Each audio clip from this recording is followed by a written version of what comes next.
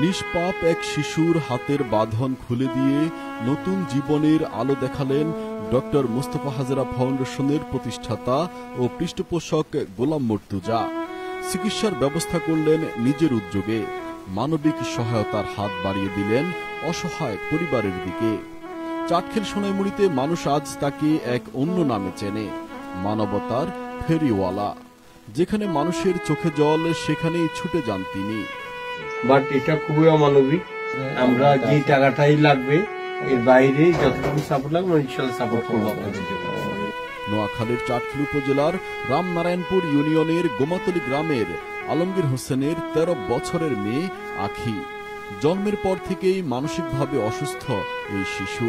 কখনো হঠাৎ ছুটে যায়, হারিয়ে যায়, আবার কখনো নিজেকেই আঘাত করে, কামড়ে দেয়, খামছে দেয়। দিন রাত অসহায় মা বাবা এই শিশুটিকে সামলাতে হিমশিম খেতে হয়। শেষমেশ নিরুপায় হয়ে তারা তার 2 হাত বেঁধে রাখেন, যেন সে হারিয়ে না যায় কিংবা নিজেকে আঘাত করতে না পারে। এমন হৃদয় বিদারক সংবাদ পেয়ে গোলাম মর্তুজা ছুটে যান আখির বাড়িতে। এ সময় তিনি আবেগে আপ্লুত হয়ে নিষ্পাপ শিশুটির হাতের বাঁধন খুলে দেন পরম মমতায়। শুধু তাই নয়, নিজ ফাউন্ডেশনের অ্যাম্বুলেন্সে করে তাকে ঢাকার ইবনে সিনা হাসপাতালে ভর্তি করানোর ব্যবস্থা করেন।